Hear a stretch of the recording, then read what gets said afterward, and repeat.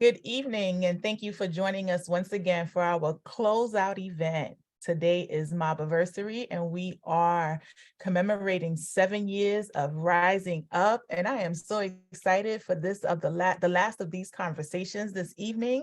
I am joined by none other than Dr. Yusef Salaam and Jordan Pierre.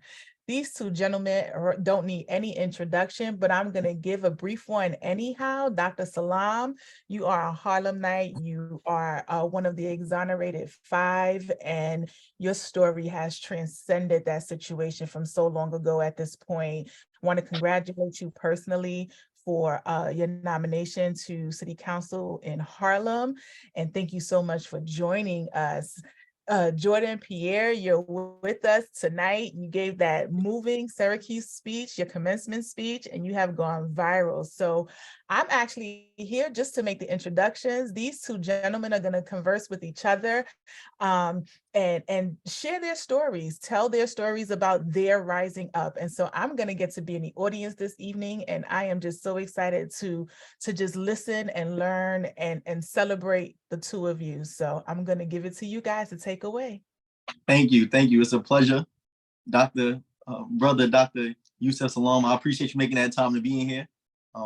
It's imperative, and I believe so. The speech give you context. I spoke upon the danger of a single narrative story, and I feel like it's imperative that we have this dialogue, and it's going to be a great one, being that often in the collegiate space you don't have dialogue around incarceration or even in prison. So now to have a young man and then you as an older generation speaking upon a system that impacts us, and I spoke about the context of.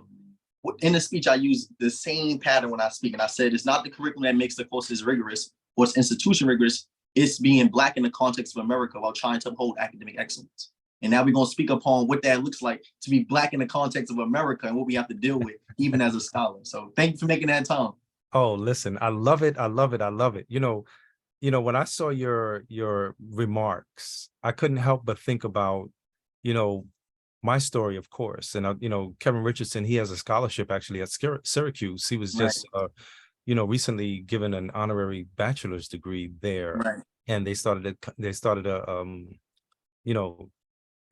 the fund for people who were not necessarily doing the greatest in school in academics, but those who were receiving the most challenges. And I think that part is so important too, And so when I heard your remarks, I was like, who is this guy? I said, I got to tell you that my real first response was like, yes, the future is alive and well out of the mouth of our children, out of the mouth of the younger generation. The next generation has gotten it. They have received all that they need to break generational curses. Right. So, in my mind, I kind of just want to start from that perspective, and, it was such a powerful voice coming out of your voice, right? Coming out of your mouth as a young Black man, right, in America, in the context of a university. But the other part that I want to kind of give note to is the fact that I don't know if it was the president of the university, the dean, that when the dean came back on, you could tell that something special was happening. Right. And is happening at Syracuse. Right. He didn't come back on shocked. He didn't say, "Oh my goodness, I'm so sorry." Nobody turned your mic down, as we see sometimes happen. The voice just completely goes out, and people got to yell the rest of the speech that they want. Right. And the other part I think that was really impressive too was that it appeared that you were well acquainted with what you wanted to say. Yeah. It wasn't like you were looking down, even though you may have had notes. And I thought that was pretty impressive, So, I guess my first question is, where did all of your knowledge and wisdom and insights come from? What's your story? Okay, we can start with me, and then I'm gonna ask you about your story. So, yeah, that's funny. I actually started writing that speech. It was 2 years ago during my junior year of my fall semester. And it's because that spring semester I had seen the Black graduation, right? So at Syracuse, we have a Black graduation outside of the biggest commencement. We have a Black graduation that caters towards us. And I seen that speech as a sophomore during the spring semester. And I wrote down my goals during my junior semester. One of the goals was to speak at the Black graduation. Because I often said, even in the speech, that it's hard to aspire to become something that you've never seen someone that looks like you in that space occupying. So when I seen a Black graduation, that's what motivated me to say, that's what I want to do. I want to speak there. So I wrote that speech during my full semester of my junior year with the intention to speak at the Black graduation during my senior year. So this is like in advance. I'm like, by default, I know I'm going to speak here. So I wrote that speech during that time period, and I made some adjustments as the time progressed, because as you can see, I started speaking upon different events without a span of 2 years, right? From Roe v. Wade, critical race theory, right? And things like that, the mass shooting that happened in Buffalo at Top Supermarket. And as time progressed, even with Jordan Neely dying. So I made it more timely as time progressed. But the student that I am is, I look to certain people like that, like Louis Farrakhan, Malcolm X. I'm watching their speeches. I firmly believe that my ancestors still live through me, right? And that's what my positionality is, to bring that hope and to show that we need to bring back this sense of Black joy, this sense of Black pride, understanding who we are and our identity. So many parts of like who I am also come from church. I am a pastor's son, and most of our oratorical speakers did come from church. So that's where it's grounded at. That's where my oratorical ability started from. But that speech definitely was encompassing just experiences that I was speaking on. And then it came back to fruition. And as I was on that stage, I was ready. That's just what was on the agenda. And it's wild because my mind, I kept saying to myself, this young man obviously has a grasp of not necessarily the language, and but it was more than that. To me, it was the grasp of being in front of your peers, speaking truth to power. All of the things that you would hope that the future receives in a really, really profound way. I'm a motivational speaker, and I've been traveling the globe. Right. And I never forget, there was a time where I started hearing young people say YOLO. And I'm trying to be cool and hip. And I'm like, yeah, YOLO. And then I was like, wait, hold on. Maybe I shouldn't say YOLO, because I don't really know what YOLO means. You know what I'm saying? And, I have 10 children. My eldest is 27 and the youngest is 7 years old. But there's 7 daughters that are in the middle, right? And so I remember at one point coming to one of my daughters saying, hey, I hear a lot of young people say YOLO. Like, what is YOLO? And my daughter looked at me and was like, Dad, you only live once. Right. And it was around the time that George Floyd was murdered. And I instantaneously realized that in the terminology that young people were codifying their reality, they were basically saying, tomorrow's not promised. Right. So therefore, why am I planning for the future? Like I should spend all my money now. I should drink it all. I should smoke it all.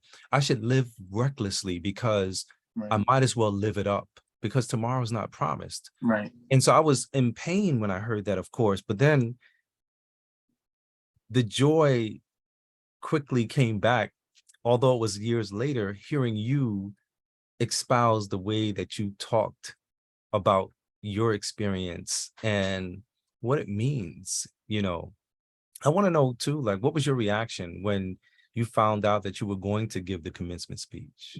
Yeah. So the way it worked was you had to apply as a student. They sent out an email and asked some students who are willing to speak. And then they had a committee that then determined who the speakers would be. It happened to be me and another graduate student. And when public speaking and oratorical ability is something that I know is my gift, right? So we all have to understand what our purpose is. And I say that God redirecting, because I intentionally thought I was going to speak at the Black graduation, but he redirected me in the sense of saying, maybe I don't want you to change your speech, but to change the demographic you say it amongst. And that's what I spoke at Newhouse, which is a predominantly white demographic. So that same speech that I intended to get the Black graduation, I just said that at Newhouse, which is the #1 communication school at the time. And the reaction, I always embrace the ability to cause discomfort if that's what it takes to bring or evoke change. So when I spoke, I was like, I thought many people would have felt uncomfortable. But after I finished speaking, I got a standing ovation, and many people did applaud me and said it was courageous to go up there and speak. But I also thank my dean, who you brought up early, because what I say is that it takes a village to raise a child. And often that village don't need to look one way, but we do need to share the same mission, which is equity. So to see the dean, because he had the opportunity to tell me I can't say that speech, but he allowed me to go up there and speak my truth. Because when we know in institutions, no one can just go up and speak. Your speech does get vetted. So they seen my speech prior to me taking that platform to speak. And he allowed me to say that. So I thanked him for putting his social capital on the line, because I know some people that probably did not like that speech being said. But he took that stance as a white man to assist a young Black man in speaking his truth. And that was the beauty of it all. And then I want to ask you a question. All right. So we got to right? Okay, we're going to get back into me. So I don't want to start with like this story of incarceration, because you're much more than that. And when I spoke about the danger of a single narrative story, I don't want to start with you being incarcerated and wrongly convicted, because you're much more than just that. So one of the first questions I want to know is, could you speak to your upbringing, your household, and your environment growing up? You know, our upbringing, I think, was so different than what most people stereotypically would believe. You know, there were times where I would wake up in the morning and my mother would be playing records, you know, and the records that she would be playing would be records that would be language records. And so, you know, parlez-vous français, you know, I would hear this kind of thing, un, deux, trois, quatre, cinq, sept, you know, and I'm still remembering some of this stuff, like, wow, miraculous. I can still remember some of these things that I would hear. And of course, it was because my mother really was already a world traveler. My mother, before I was born, she was a model. You know, she actually modeled, and I think that's how my mother and my father met. And my father was a gifted photographer, you know. And when I look at the photographs that we still have of my mom when she was, you know, younger than I am now, these were like beautiful, drop dead, amazing photos, you know. But also in my home, I had all of the Black history that I needed. I went to public school. You know, I went to public school, the same public schools that they say are failing in New York City. Probably not the same exact ones, but the fact that in New York and around the country, in impoverished communities, public schools are failing our children. And to me, it's a concerted effort, because Malcolm X said, education is the passport to the future, right? You as a college graduate now get an opportunity to use your passport in a way that's meaningful. But me, when I was growing up, I had to supplement my education, and I didn't think of it that way. It was just that my mother had those books where I can read about Grecian art, I can read about Asia, I can read about Genghis Khan, you know, I can read about Africa and everything that was going on. And so I already knew the wealth of history that we came from. And this is me as a child, never really knowing that this was something that I was going to need, right? I often talk about, you know, when people ask me, well, how did you survive what you had to survive? And I say, you know, there's memory in Sankofa. In fact, I think it's sacred memory, right? Because when you realize who you are, when you remember who you are, all of those things are you being put in a space where you have to focus on the past, right? When you're behind bars, your focus is on, I want to get out of here. I want to go back to what I knew was my reality, not this. This is not what I want.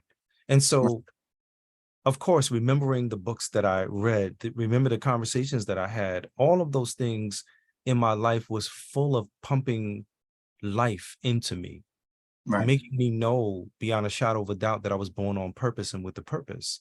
And so when the system, you know, I know we weren't necessarily talking about prison, but prison being a part of the makeup of what my story is, when the system got its hands on me, they were trying to make me believe that I was my ancestors' wildest nightmare. They were trying to make me believe, in fact, that I was born perhaps a mistake. Because if I accepted that narrative and became that, then everything that I would have done, the domino effect, would have caused me to live my life as if I was a mistake. You know, and so I had that real rich foundation that I could always kind of go back to, even when I was behind bars. That memory in Sankofa of who I was, and then also connecting me to the great history of us as a people. It caused me to say, nope, I'm not trying to turn into no monster. I'm not trying to come back here after I leave.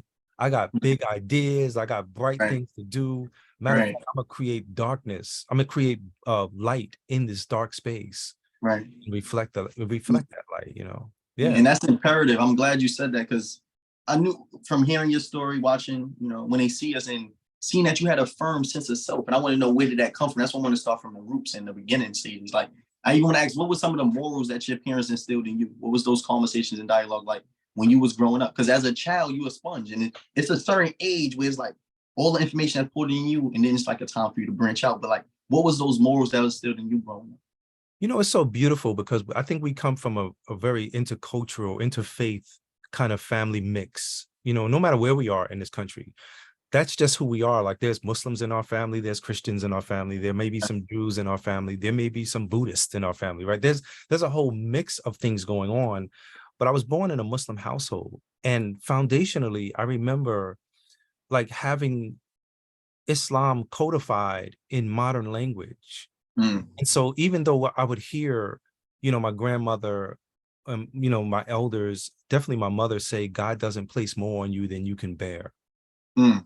Like that's stated in scripture. Right. Right.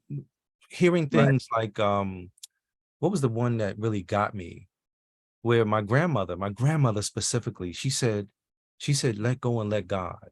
Mm. And I was like, wow, like how do you not want to control the madness? How do you not want to push back in such a powerful way by saying, I didn't do this. This is not me. This is not my story, right? And I think coming into what I call a modern understanding gave me the opportunity to utilize language in such a way where you constantly translate in the best way what it means rather to people who you may be speaking to. And so let go and let God is the very essence of what it is to be a Muslim, right? A Muslim is one who has submitted their will to the will of God. Like you don't have control over you have control over yourself to a degree, but I can't stop breathing and expect to still live. Right. You know, I can't cause my eyes not to blink. Close my ears off from being able to hear sound unless something was wrong, right? And so letting go and letting God in this particular context was also me realizing, and this is why I say in my story that everything that happens to you happens for you. Right. You're young enough to have been a part of what I call the Cardi B experiment, if you will, because I utilize her in my speeches often. And I say, you know, Cardi B, the great philosopher, right? And I say that because she said, knock me down 9 times, I'll get up 10. Life is trying to create the very best self out of you. Right. It's trying to make you into your best self. Right. And the way to get there might not be the way that you want to go. Right. You know, if you're shown the successful end that you will ultimately meet, you will want to be successful. But if God showed you all of the pitfalls along the way for you to get there, you might say, man, I'm not going to prison. No, thank you. I don't want to do that. You mean I gotta fight? I might not even live. They might kill me. This is a crime that inmates have their own ways of dealing with that kind of atrocity. I mean, if we've seen, like you said, When They See Us, part 4 alludes to understanding of what it was that Corey Wise went through. Right. His story was so much more egregious because he was a 16-year-old child one day free, and then the next day he didn't come home until 13 years later, spending the first portion of his life in prison while he was on Rikers Island, and then from Rikers Island going straight to Attica. Right. That's not a life that, you know, that we need or should, you know, but embrace. Right. And and even that, before that began incarceration, I never seen anyone ask you, and I want to ask you now, what is it that you wanted to become as a child? I wanted to be an architect. Okay. So I used to go to LaGuardia High School. I started high school early. I actually started school early. And so when I entered high school, I was 12 years old. And I lived on 110th Street. And so I would go on the train and go downtown to, you know, Lincoln Center, where LaGuardia High School of Music and Art was. Right. But sometimes I would get out on 72nd Street and walk to school, and I would see the artistry, this great architecture of buildings and the way that they designed them and things like that. And I was so enamored with that. You know, I really wanted to figure out how can I become an architect and build these kinds of buildings. I mean, I'm a graphic designer. I've never been taught how to draw, but like this ring as an example, I can't really, was my camera, you know, but this ring is a ring that I created. I designed this. I learned how to make jewelry when I was, you know, a youngster before I went to high school. I went to FI, learned how to cast jewelry and design it and all of that. Right. And, you know, that's what I wanted to be. I mean, ultimately, well, maybe I should step back for a second. Hold up. Hold on. I think before wanting to be an architect, I wanted to be a rap artist. Okay. That's understandable. Yeah, I wanted to be the youngest hip hop artist out there. I remember Did you walking have bars? into ASCAP record. I had bars. I had bars. You know, it's funny, man. One day I may reveal some of the that artistry to the world. Some people have heard it before, because if you heard my audio book, Better Not Bitter, which is my memoir, in that book, I actually rap the same rap song that, and for me, it wasn't a rap song, it was more of poetry. But you know, when you see people like, you know, Coogee Rap and Polo and Right. things like that, and they're holding court in the court, and they're using rap as their defense, as their mechanism, their tool, if you Right. will, to espouse big and bright ideas. Right. You know, I was using that same idea to Right. have my final say in court. And I said the name of the song is called I Stand Accused. And I was really just laying out, like, you know, you guys are railroading us. We didn't do this crime. You know, you're making people believe something that we didn't do. And this is unfair. Right. And they still sent us to prison. Right. The danger of a single narrative story. My goodness. And what I do want to ask, so in your early stages when you were convicted, wrongfully convicted, I want to know what was going through your mind at the age of 15, being in prison. What was going through your mind at the early stages? I mean, the biggest thing, of course, is just how am I going to survive this? Right. You know, knowing that, you know, going to jail for rape is most certainly you will be raped. And so I was thinking, how am I going to survive this? And of course, I remembered something. I remembered that my mother told me to pray. And in prayer, I found out that prayer is talking to God, asking God for all of the help that you need. Right. And then I found out also through a friend of my mother to meditate. I found out how to meditate.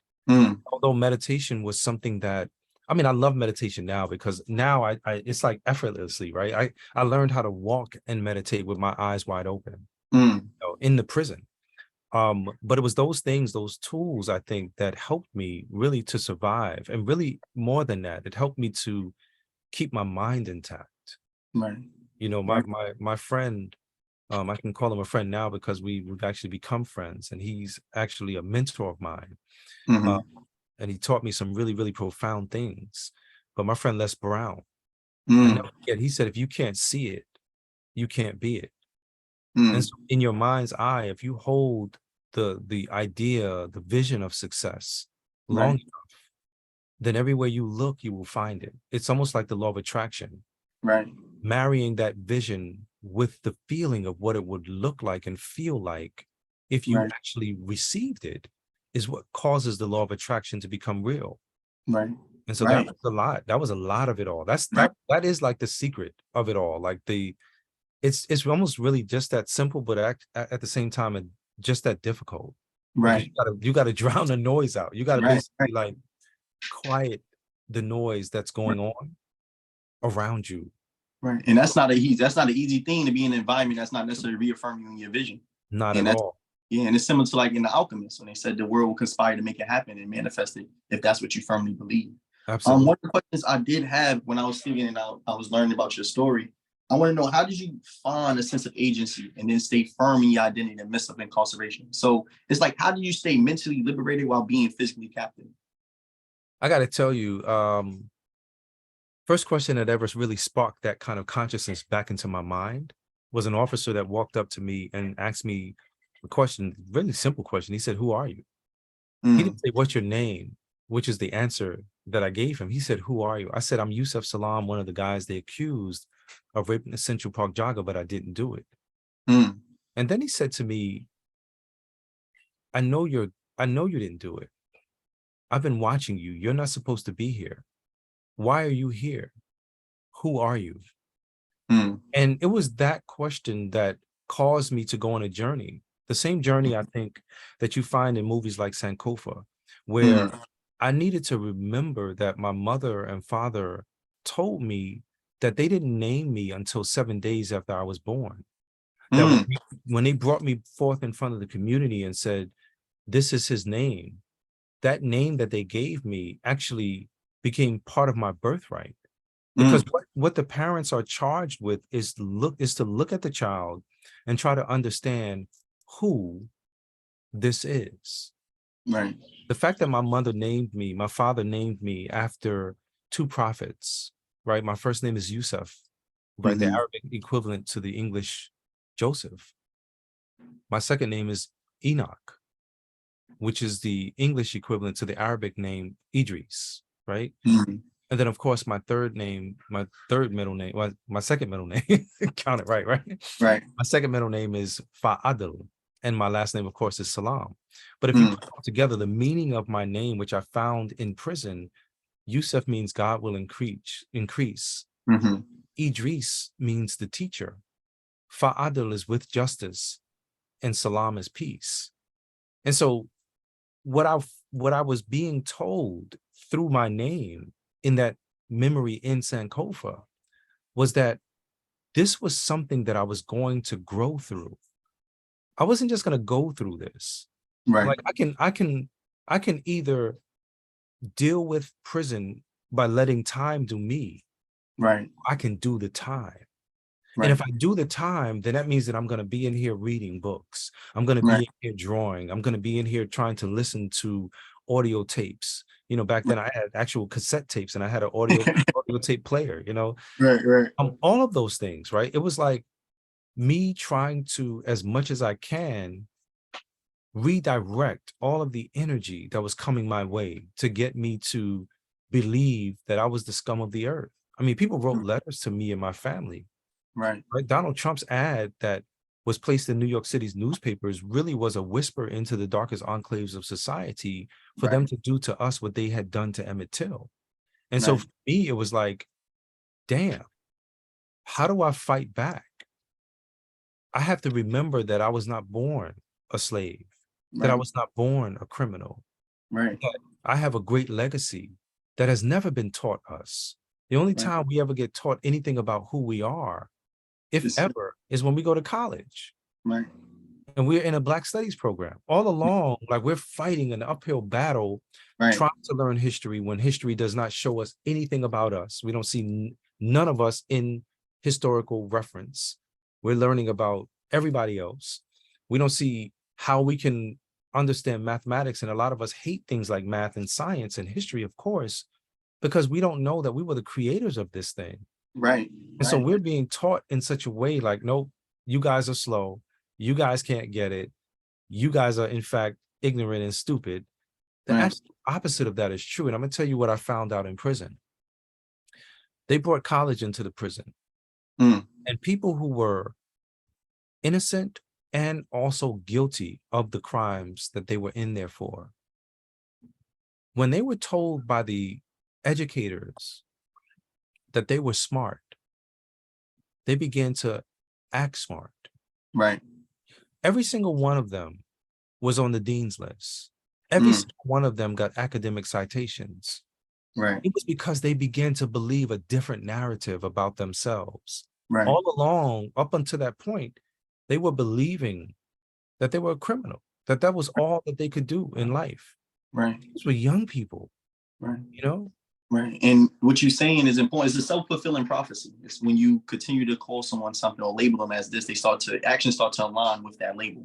And it's important that we understand even the power of language and reaffirming ourselves. So I do 10 affirmations 3 times a day. I say it to myself to reaffirm myself and what it is that I aspire to become. And I have different affirmations. And one of the things I wanted to ask you was, how did you go about reaffirming yourself in the midst of adversity, or in the midst of a time where people was trying to place upon a label on you, but you knew you wasn't that? So how did you go about reaffirming yourself? Well, so it was interesting because a lot of my journey centered on the spiritual reality that I was experiencing. You know, the fact that I took my journey as being a modern day Joseph, you know, an individual who was put in prison for a crime he didn't commit, and that crime was rape. One of the best things that happened to me, though, was that there were so many people that were affirming me in the prison. Right. One of the elders, this woman who she would be the one who would give out the mail. Right. Now, mind you, all of our mail is read before we get it. So therefore, it's almost like our mail is being molested. Somebody's reading the precious words that our loved ones are sending to us. They're looking at the photographs, all of this stuff, right? Right. But whenever she sent me my mail, she would, my grandmother in particular, she would write letters to me, and those letters would say, this letter is to Master Yusef Salaam. Right. And so this elder officer, female, she said, Master Yusef Salaam, you have a letter today. Mm. And it was like she was not only being told who I was, but she was reminding me Of who who you I are. was. Right. And it was such a profound thing. I didn't have a lot of time, I think, hearing the negativity. But whenever I did, I found that even in the prison, I could go at any moment right to a mirror. Because anytime you feel bad about yourself, you tend to look down. You don't look up. You don't even look at yourself in the mirror. But when you get an opportunity to understand power in the gaze, even holding your own gaze, when you catch negativity, even if it's negative self-talk that you're hearing yourself say, go to see yourself in the mirror immediately. It could be at work. It could be in the college dorm. It could be anywhere. Right. You might pull out your phone and look at yourself, turn the camera on, and flip the camera around and look at yourself. And you may not even have to mouth it out so others can hear, but tell yourself 21 times the exact opposite, which is the positive to the negative that they're trying to get you to receive. Right. And reaffirming yourself. That's imperative. Reaffirm yourself. And I'm glad you brought that up. You also spoke about a story that I heard in regards to a poem, The Blank Canvas. And I wanted to know if you could speak to that. I feel like that's something that many people watching today could benefit from. Oh my goodness. You're gonna get me to not only say it, but I'm gonna pull out my book of poetry. This book right here, this is a book of poetry that I wrote while I was in prison. This is my affirmation book. This is the words that became the stories that spoke life back into me, right? And so this particular poem that you're asking about, Blank Canvas, I was able to open it right up to that page. And I want to read it to everyone. As first of all, this is not a poem that I wrote. This is a poem that was gifted to me by a brother named Shabaka while I was in Clinton Dannemora prison. And he says, each of us are born into this world like a blank canvas. And everyone that comes across our path leaves a mark on our surface, and thus we grow. But there comes a time we have to pick up our own brush and determine who and what we will be. Just another painting or a masterpiece. It's such a beautiful piece that was gifted to me. And he told me, listen, I want you to share this with the world when you get out of here. And I knew when I read it, how impactful it was, how all of us are literally a blank canvas. Like we are literally being inundated if we're living in impoverished communities with all kinds of negativity that's making us believe that we are not worthy of even our own lives. And so those things are paintbrushes that are painting on our surface. But at the same time, that last part, there comes a time that you have to determine who and what you will be. Just another painting or a masterpiece. You got to pick up your own brush. You got to paint your story. You got to use your words, right? In the context of where I am right now in the political space, I know very much that if you don't use your voice will be used against you. If you don't cast your vote will be casted against you. And what I mean by that is non-participation is participation. And that's something that we all have to kind of come to. But the beautiful part of that story is that we can paint that masterpiece. We can literally say, I'm not going to wait for a miracle to happen in all of our lives that's going to change the fabric of where we're going. I'm going to plan and organize right now to stop the bleed. That to me is where the power is. Picking up your brush, painting that beautiful masterpiece. Because all of us were born unique. All of us were born different. Die a copy. Right. All of us were born. And that's important. And I'm glad you a man of poems and words of affirmation. One of the poems I often say to myself is called Our Deepest Fear by Marion Williamson. And the poem is like, our deepest fear is not that we ain't adequate. Our deepest fear is that we're powerful beyond measure. It is our light, not our darkness, that most frightens us. I ask myself, who am I to be brilliant, gorgeous, talented, and smart? Actually, who am I not to be? I'm a child of God. I was born to make manifest the glory of God. It is not just in some of us. It is in everyone. It says, there's nothing enlightened about you shrinking or pretending that you're not smart in order to make other people feel insecure around you. As you let your own light shine, you unconsciously give other people permission to do the same. As you liberate from your own fears, your presence automatically liberates others. And that's something I often remind myself of is there's nothing enlightened about you shrinking or pretending that you're not smart in order to make other people feel secure around you. Like, don't dim your light and who you are. You got to find that sense of self. And most times, being born in environments that don't necessarily reaffirm us in our vision, it's hard because you have to have a firm sense of self-efficacy and a belief in your capability so that you don't succumb to the environment. And you got to be mindful that I say that the hardest part about life is not necessarily planning out your goals and the steps to achieving them. Most times it's just convincing yourself that it's possible. And life comes down to self-perception. So that's one of the biggest things that I usually would say is our deepest fear. That's one of the poems that I often would say to myself to reaffirm myself and saying like it's capable. It's possible. You know, you got to convince yourself sometimes that it's possible to make it happen. Man, I love that. I just want to say something about that poem, right? I love that poem so much because I remember when I first heard that poem, it was in a movie, right? Yeah. And Coach Carter. I was like, oh, this is crazy. And I was literally like pausing, writing it down, pausing, writing it down. I was like, literally like, I got to get this down. And I tell you, Les Brown said something to me also, and I want to just share this with you and the audience. Les Brown said, every single one of us was born on purpose, and every single one of us has a purpose. And I can prove it to you, right? And I was like, oh, this is deep. What is he about to say? And he said, you know, Yusef, I tell people this all the time, but it's the story of the birds and the bees cleaned up for all audiences. When your mother and father were in the process of making you, you were one of over 400 million options. And God chose you to be. Right. So if you think about that in and of itself, the fact that you were chosen, that you're here, there's so many people that are literally waiting to jump into life. Right. God already gave us permission to live life. Right. There's so many people that are being told, turn down your light, you know, dim it down a little bit. You know, you can't dim down what God gave you. Embrace it. Turn it up. You know what I'm saying? Right. And that's the beauty of that poem and all of that, right? Knowing and understanding that God gave you the God-given right to live life, and we're waiting for permission. Can I jump in now? Can I participate? We've been literally, and I love this other part too. We've been literally sat in the window when others get the opportunity to look in the mirror of life.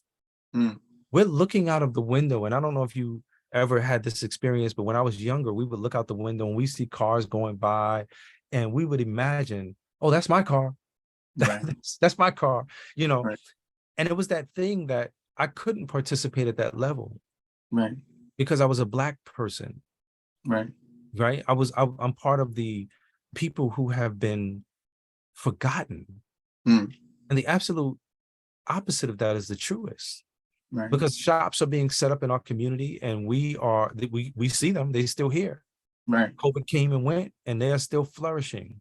Therefore, that means that the dollar that is circulating out of our pockets into their community, into their pockets, shows that we are a wealthy nation. We just have to wake up. Yeah. And it's imperative that you're saying, because even when I spoke about that, it's like media has an agenda. The world has an agenda. We're naive to think that people are not intentional through the messages and images that they have a pattern of showing us, because they're trying to condition us to have a monster of captivity. And I often say that, like, one of the biggest single narratives that have been told is history.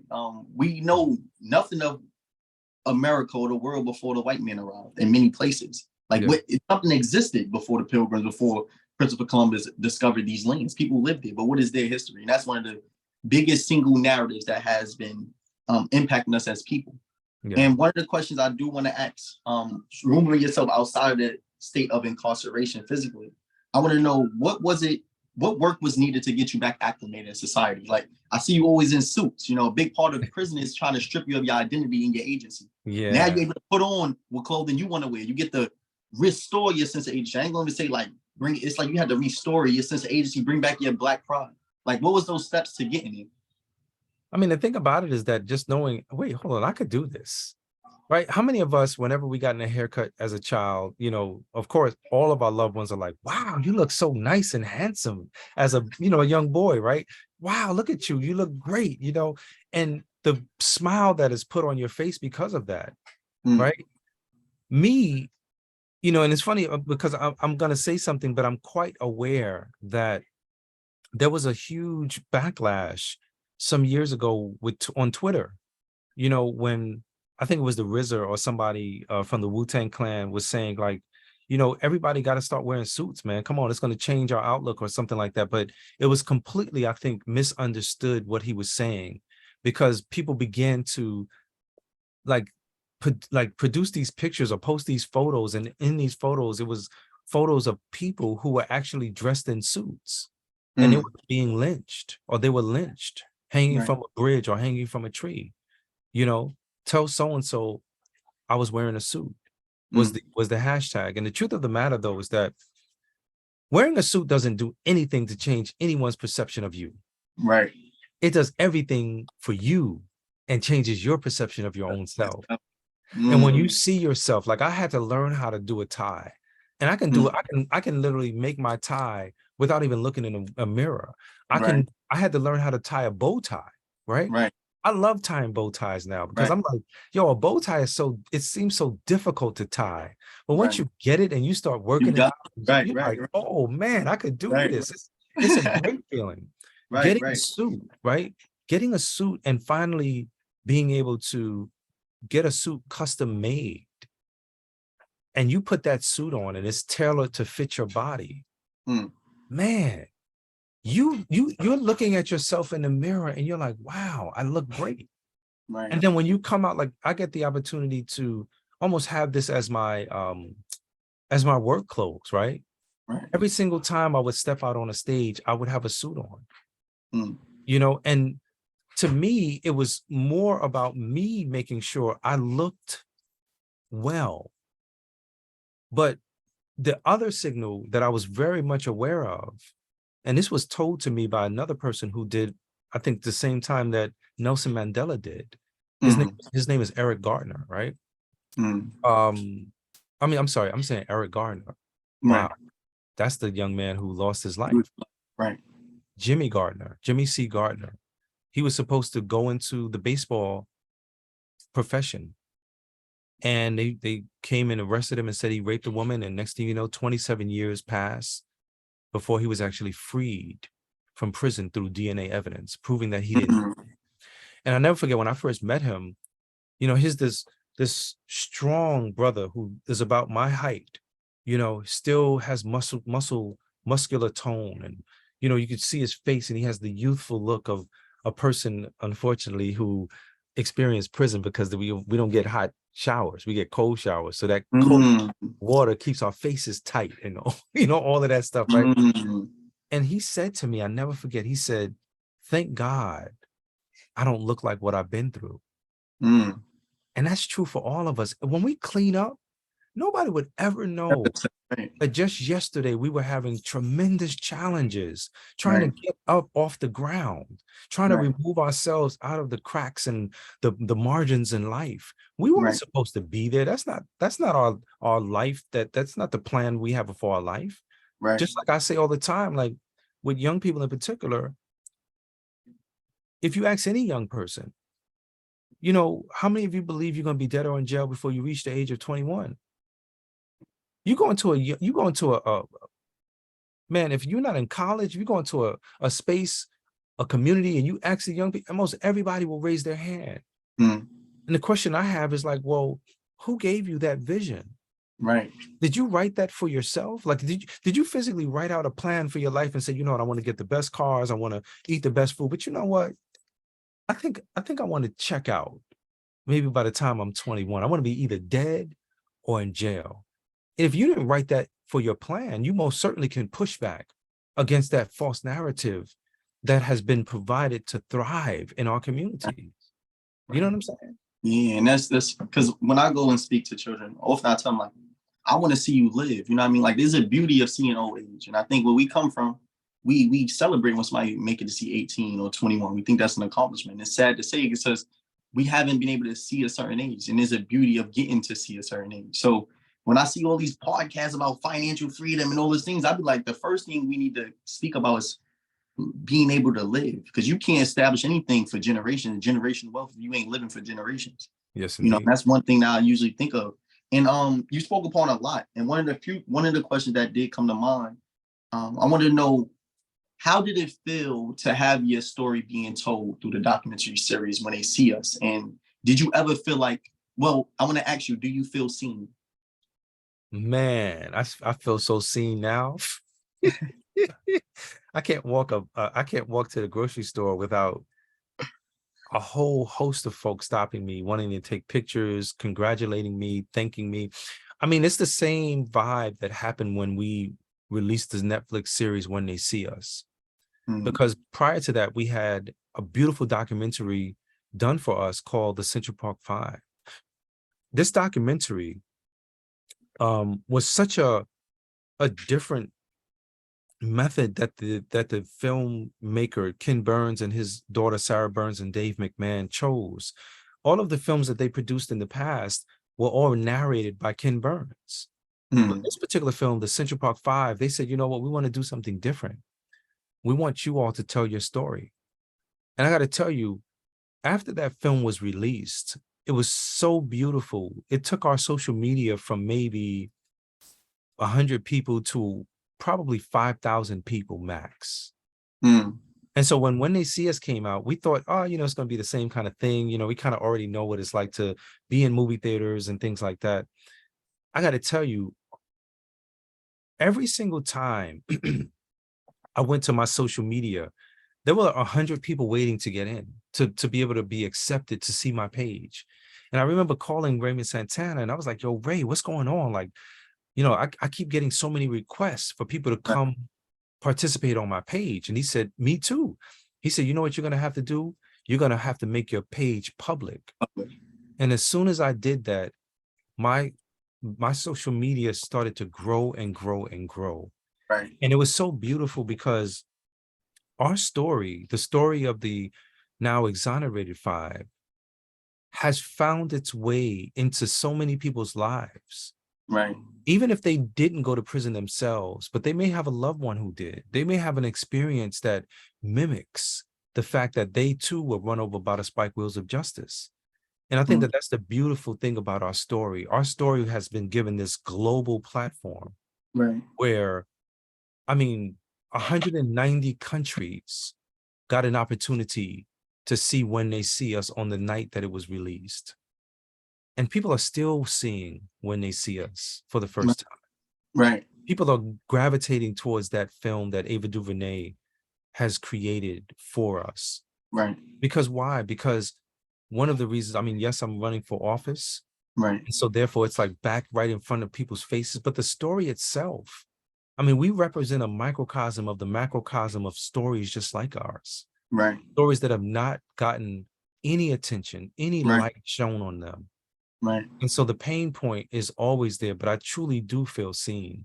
And it's sometimes it's scary, man, you know, being in a place where you used to be vilified. Right. You know, you were made into a pariah. You were infamous. We were infamous. And now we're celebrated. Right. So the psychosocial dynamic that's happening is so beautiful.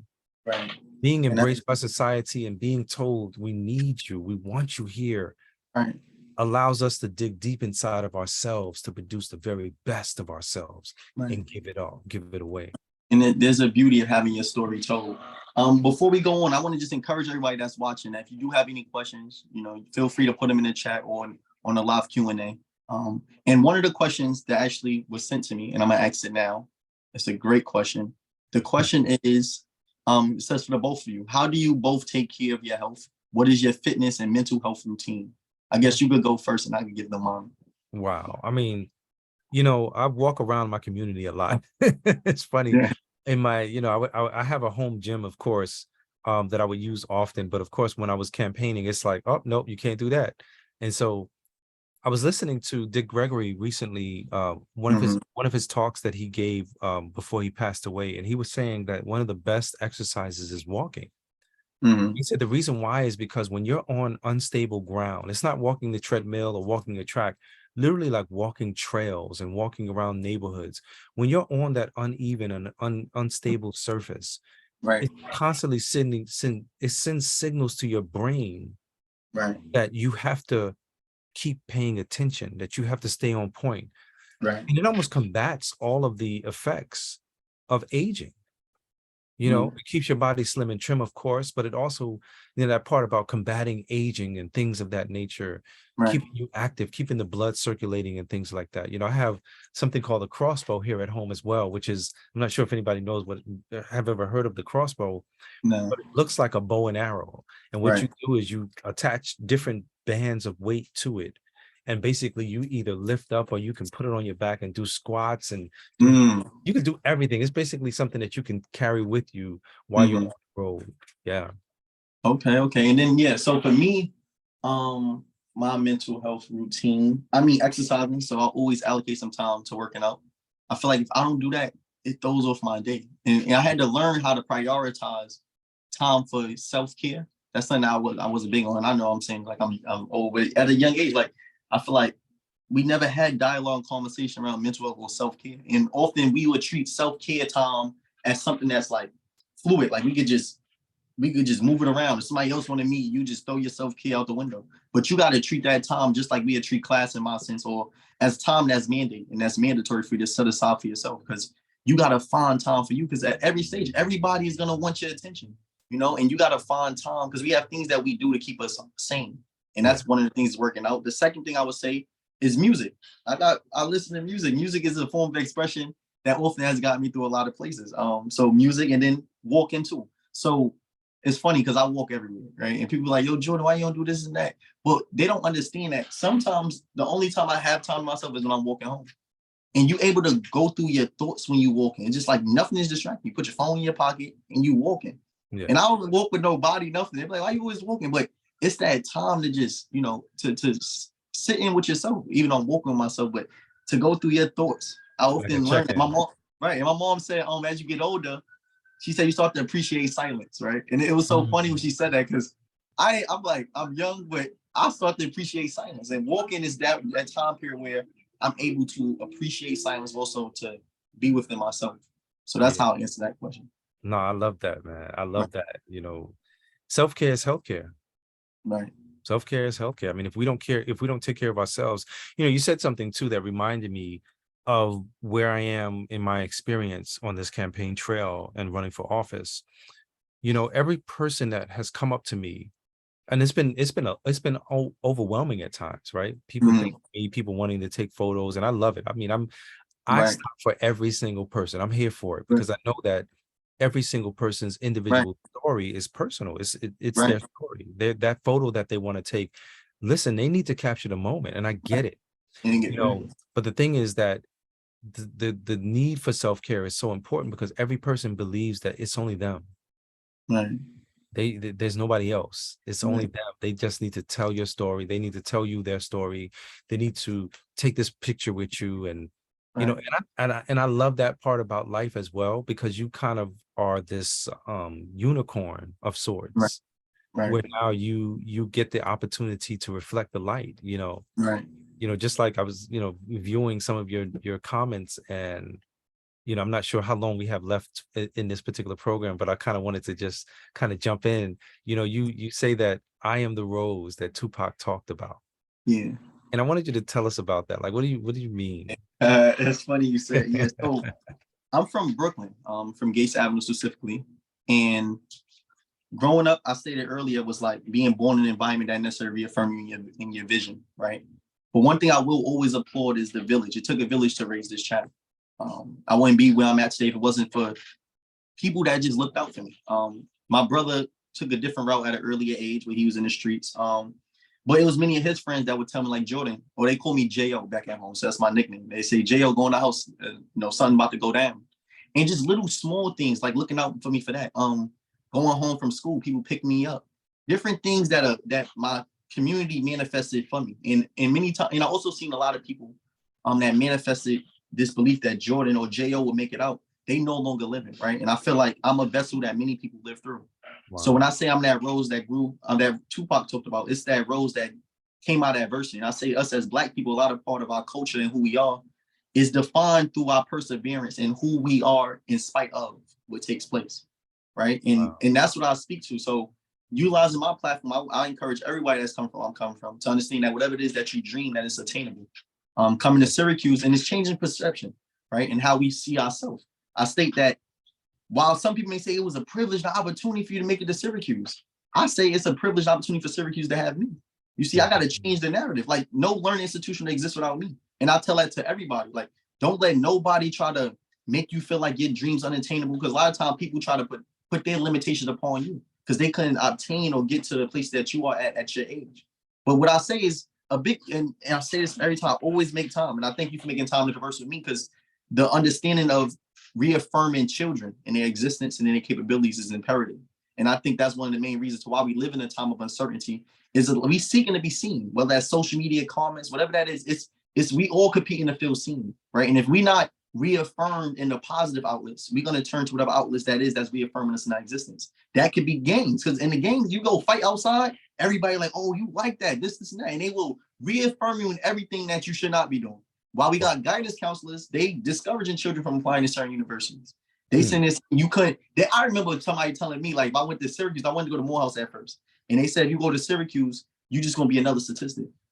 Happened, unfortunately, and, they had to join the line of the other haters, but I'm not a statistic in Syracuse. Like, my name ring bells. So yes, sir.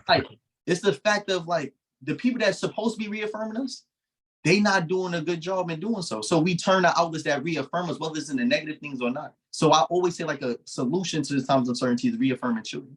So whenever I get that platform, I always tell those that's coming after me, that look like me, come from my environment, like, don't let nobody try to dim your light. And it was many times people tried to change my speech, different speech I did not get a chance to say, right? Because you also have to understand that when you do reveal your character and who you are, there's a lot of opportunities you're going to miss. And you said it earlier. Actually in the interview I said it earlier, I was watching one, and you stated, like, that of what you miss is not meant for you, and that is what is meant for you, you will never miss. And you have to come to understand that. Like, when I reveal my character, this is who I am, and I'm firm in who I am, there's certain opportunities where people don't want you to speak, right? But you got to accept that, because then there's going to be some opportunities that present themselves, those opportunities that you should seek. So that's when I say, like, I'm the rose that Tupac talked about. It's coming from a place where people place a certain perception of who we are, made it seem like my environment, they say, like, you are a product of your environment, as if my environment only produced one thing. And I'm here to show you that in Brooklyn, it's not just one narrative. You don't have to be a scammer. You don't have to sell drugs. You don't have to be in the gang to make it out. You feel me? And I can do the same thing. Well, whatever it is, I can do that without going certain routes. And it's all about creating another narrative and showing that it's possible to obtain it in a way in which we never seen it. So that's what I mean by that. Well, to talk about other narratives, you have a goal of becoming the president of the United States. That's a big, big goal. And I love it. I love it. Listen, and, my thing is, what are your thoughts on how you get there? Because, of course, it's about one foot in front of the other. But, I'm curious to know, what are your thoughts on that? Right. See, it's things like this, building community in all spaces. You stated in your video after you won a primary, you stated, like, this is not politics as usual. And what I would say is, live in a time period where politics, it has to be different in order to attract my demographic. Because we don't believe in politicians. We don't trust politicians. We think that everyone's lying. So for us to be, or the trajectory I see politics taking is through truth, right? And that's what I'm going to continue to utilize my platform to do so. And I would say one of the biggest motivations in my why to even aspiring to become the president of the United States is to show all those that come from environments like myself that we could be unapologetically who we are and make it to the face of America. And that's what my why is. Everybody come up with a platform and everything they want to put a part of their campaign. But my why that's going to get me through all this times of adversity and questioning is that's my why. I move in that spaces with that intention of knowing that I'm a representation of more than myself. And as Toni Morrison said, I come as one, but I stand as 10,000. So I understand in all aspects that I'm a representation of more than me. So I'm going to speak truth, and I think more than definitely during this time period where we have a generation that's willing to confront injustice, that truth can prevail you to certain platforms than it could in the past. Like, imagine a Malcolm X with social media. Like, it's a different time period. You understand? So that's my route to doing so, and then learning. It's also a team. I know that the president himself has a team. So learning how to equip yourself and build team mates that's willing to assist you in that vision. That's the route. Definitely. No, that's powerful. That's Yeah. powerful. You know, I'm kind of gonna go up a little bit on you. You know, what insights would you share with mothers of Black boys who might be listening today or who might be listening in the future? Our mothers, man, for a Black boy and a Black man in America, that's really, we say our heart, right? But meaning that's the person that we do much of the things that we aspire to become, is really put a smile on our mother's face. So like for me, I'll acknowledge that parents in general, especially mothers, have put aside a lot of their dreams in order for us to be in the position that we are in today. And that's one of the things that I acknowledge, that my mom had to put some of her youth aside to raise a child. So for me, I always thank her for that. And what I would say for mothers is to, stop and applaud yourself.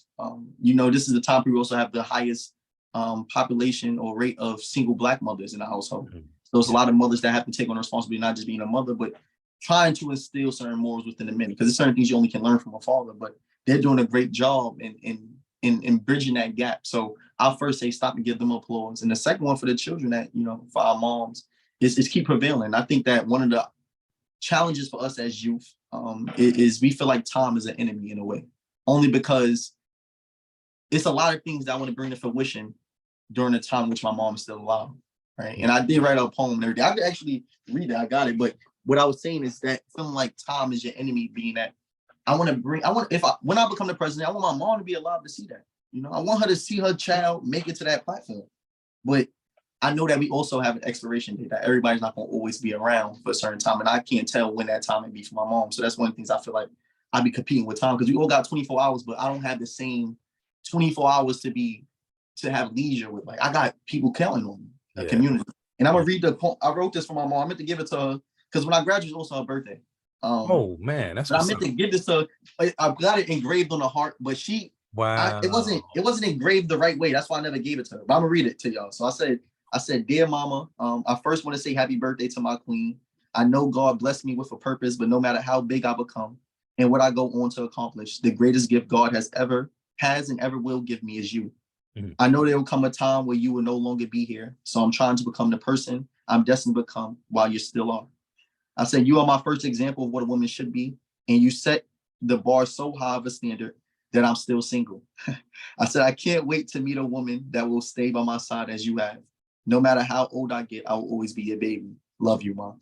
So like, that's my message to my mother. You feel me? Like my mom, I cried when I was writing. I can say it now because I got the tears out before, but like, that's my mom. I want my mom to see it all come to fruition. I want her to be in the White House with me. I want her to see her son amount to more than statistic, and show that, all the narratives they portrayed of us was based on a system that wasn't meant for us to succeed in anyway. So I want, that's like, so for mothers, I want y'all to continue to do what it is that you're doing.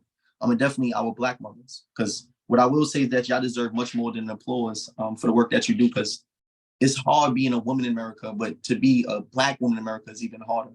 And to get to where you are now deserves much more than applause. So that's what I'll say to mothers, and definitely my mom. Man, that's what's up. I know a few people are clapping right now, snapping, all of that good stuff. Damn, that's definitely what's up. Yeah, and I have a question for you, because as a parent, and I was thinking, like, at the age of 15, you were stripped of part of your childhood.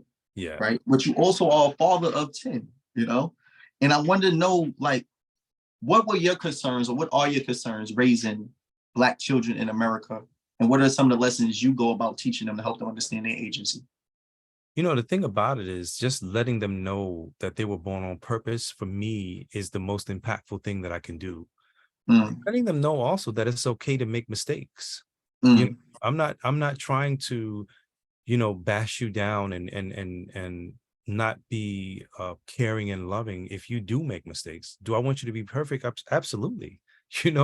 Like, we have legacy that we're building here, but at the same time, don't beat yourself up if you don't get it right all the time. Keep trying, keep going. Having 7 daughters is a tremendous fearful thing for me, right? But at the same time, there's 2 boys at the top and 1 boy at the bottom, and those 2 boys get the opportunity to kind of be the protection class, if you will, to make sure that they're okay, giving them insight and wisdom, and sharing stories with them so that as they navigate, life, and they may not necessarily want to tell their father about specific things, but they'll tell their brothers, you know what I'm saying? They'll tell their sisters, of course, things that may be going on, and knowing that they have something to lean on, someone to lean on. Right. We show up to the family we show up to the party with a party already. It's already, You it's like already bought the party. We brought the party, you know what I'm saying? Right. It's a beautiful thing because they get an opportunity also to see the beautiful side of this story, right? I've often said that the Central Park jogger case is a love story between God and his people. And it's a story of a people who were buried alive and forgotten. The system forgot we were seeds. And instead of a social death, we get the opportunity to emerge like the phoenix from the ashes. Right. Because as they built the fire to consume us, they forgot the owner of the heat. Right. And for me, having them along for the journey, them being present, being able to see all of the things that is going on, this is like their new normal, Right. And I want them to understand that in a very impactful way, but also know that they're not privileged by any means, Right. other than the fact that God gave them the privilege Right. to be great. And if they fail in that, then that's a true failure. So there's always the push to excel, the push to get it right the next time, the push to get back up after you get knocked down, because life loves you. Life wants to shape you and create that best self out of you. Right. Yeah. That's a blessing. That's a blessing because we need our fathers. I applaud moms, and I do say that it's some things that only a father can teach the children. So that's imperative. I'm gonna take this time to look at some questions we got in Q&A. It's new for me, so I actually see it now. One of the questions, it says by Miss Diallo. It says, in a time where it seems like there's an attack on masculinity or Black men, how do we change that and create young leaders? Wow. I think that might be for both of us, but I want to take a stab at it. I grew up at a time where we were taught to see every male, I should say, as a young child, I was taught to see every male as if he could be my brother, my father, or my son. And likewise, I was taught to see every female as if she could be my mother, my daughter, or my sister. And so automatically there was a certain respect that was automatically given because of the outlook that we were providing ourselves in our community. And it wasn't just me being told that, it was our community. This is how we looked at everyone in our community. Right. We saw their humanity, and of course, the attacks that we are seeing on Black men is to, in many ways, cause them to not be as strong, not be the lions that they are supposed to be. I think that, we always have to ensure, in fact, that we protect all facets of our lives, every single person in our lives. But at the same time, we have to build up each other in such a way that we can do the necessary work to lift mountains. And, the last thing I'll say on that is something that young people told me when I was in Albany last. They said something like this. They said, we lift as we climb. I thought that was so beautiful. I was like, wow, I'm gonna use that. But I got to remember to tell people I got it from them young boys in Albany. Right. So what I'll say, attack on masculinity, how do we build leaders of the men? I feel like now, I think that's a role of the older generation. It is a collective responsibility, but like, how often do men of your age and young men like myself have conversations and dialogue? You know what I mean? So it's like creating spaces for things like this to exist. Because it's imperative. I learned from you as you also learn from me, but it's a lot of things that you've seen I've never seen before because I am young, and mentors are imperative. So I think that the way in which we create leaders, creating spaces for young men to have spaces where we can vocalize how we feel. Because as I stated earlier, it's like being young, we have to prove that we are capable, not only to society, but then to ourselves. And to have men that we can look up to. Like I learned a lot from seeing what people did and learning like that's not what I want to do. But I need to also see people that I'm like, nah, I want to be like that. Right. And I didn't have many of that growing up. And that's what I was saying is like to come back. I often say, and I learned this from Miseducation of the Negro, the book written by Carter G. Woodson. He said, no matter how educated you become, never forget where you come from. And that's my charge, like the older generation, is to always come back. Why is it that most people aspire to be like I never seen in person? You understand? It's like creating those spaces to come back. I say is a big part of creating men and future leaders. So then we do have 10 minutes left, right? So I have a few questions. I want to also encourage anybody to have their last questions also send them, and we'll make sure to answer them. So one of the questions I want to ask you, right, because I want to also say congratulations. Thank you. When the Democratic primary, and I want to know what is your why, and what I want to phrase it as, because not often do we see people in positions to create bills and legislation that also have been impacted by those bills and legislation. Usually the people that create those are the least impacted by the bills and legislation that they create. But now we have someone that's in a position that can make some differences, right? And I want to know, what is your vision behind when you obtain that seat, what is your vision for that?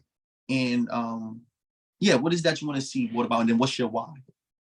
Well, I mean, the biggest thing about my vision is to ensure, in fact, that our people get the opportunity to understand that this is a movement.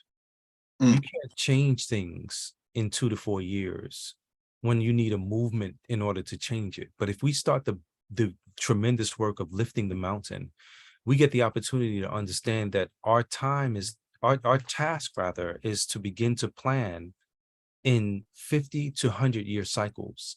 We can't plan just for the weekend anymore. We can't say, you know what, I got a plan, I got a 5-year plan, I'm good. No, we have to have a 50 to 100-year plan in place. Right. It's important, right? Right. Because my why, when I think about the why, like why do I want to do this, or why did this happen to me, I should say, right? When I found the answer to the why, I remember Nietzsche, there's a famous quote from Nietzsche that says, when you find the why, you can live anyhow. When I found that answer, I was supposed to go through everything that I've gone through because I needed to be able to see things from the inside out. I needed to be able to read the 13th Amendment and understand that when they ratified the Constitution of the United States, Black and brown people, Black people in particular, were not considered full human beings. We were considered 3/5 of a human being. They've never changed that. They never reformed that. And so when we come to the 13th Amendment, which states slavery is alive and sick, for lack of a better, like I'm not going to, I can read the whole thing because it's in my book, Punch in the Air, but slavery is alive and sick. And I want to kind of say it that way for the punishment of a crime. They say slavery is abolished except for the punishment of a crime. So slavery is alive and sick right now and allowed to continue because of the punishment of crime, or for the punishment of crime. But that's nothing. That's section 1. Section 2 is really where the truth of the matter is, right? Where the crux of it all is. In section 2, it simply says, Congress shall have the power to enforce this article through appropriate legislation. And so now when we understand that the laws that are being meted out in our community and enacted in our community, some of those laws are very oppressive. I'm not talking about the good laws, the laws that keep us safe. But when you're talking about things like stop and frisk, that doesn't do anything good in our community. You know, when you talk about the fact that you can choke a Jordan Neely out on a tree, robbing him of his life, and be called a good Samaritan, like where's that meaning, good Samaritan, attached to him when he did that? When we know that the very laws that caused him to experience a mental health challenge is where we find our needs, not our wants.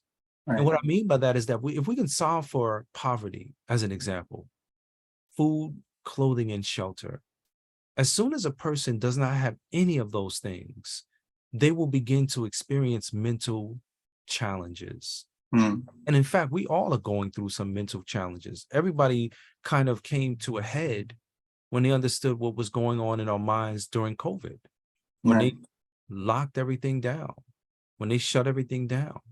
And it was the tremendous feat for us to figure out how to survive in this new normal.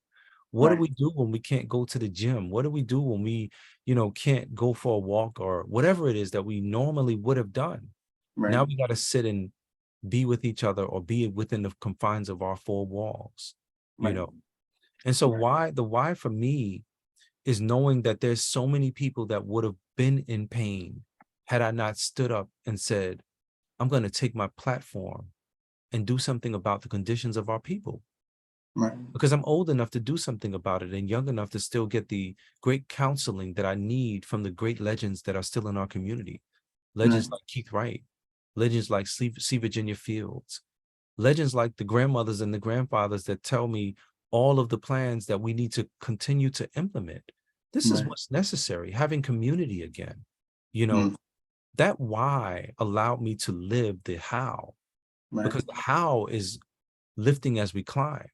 The how is going to be, sometimes you might have to hold a person's hand through the process. You know, when I think about alternatives to the very nature of society and what it has gifted us in a way that is negative, right? I tell you, it's okay for you to be given Section 8 vouchers. I don't want our people to be comfortably poor. I want us to solve for that, but I don't want us to remain there, because remaining there is a condition of your mind. It will literally take hold of your mind and cause you to be comfortably poor. We don't, we need better for ourselves. And I thank you for that. I want to, so we got to end the day because we do got 2 more minutes, but I want to thank you for setting aside the time to converse with me. You know, it's a privilege and honor to have this conversation and to have us both here. My pleasure. Also want to thank, Kimberly and the mothers of Black boys for assisting in bringing this program together, because there's a dialogue conversation that needs to be had definitely today. And then just to the audience, I want to just encourage you all to understand the power of your voice and your presence. And before we start, we wanted to start with Nas, I Can, but I just want you to know that whatever it is that you aspire to become, you know, it's possible. So thank you all again. And it's Kimberly. Yes, indeed. Man, so I have to tell you that behind the scenes, we were like, well, when do we stop it? No, but we can't stop it. Like, this has been so organic. We set out to have a 45 to 60-minute conversation that has now gone 90 minutes, just because of the energy that you guys have with each other. And so I'm so grateful. I'm so touched. I'm so thankful just for you guys being willing but transparent with each other. And you couldn't ask for more. Like I said at the outset, 7 years of rising up. If this is not a testament to rising up, then I don't know what is. We have been completely and totally blessed by this conversation, and I am so grateful to both of you. Stay tuned for the rest of the month.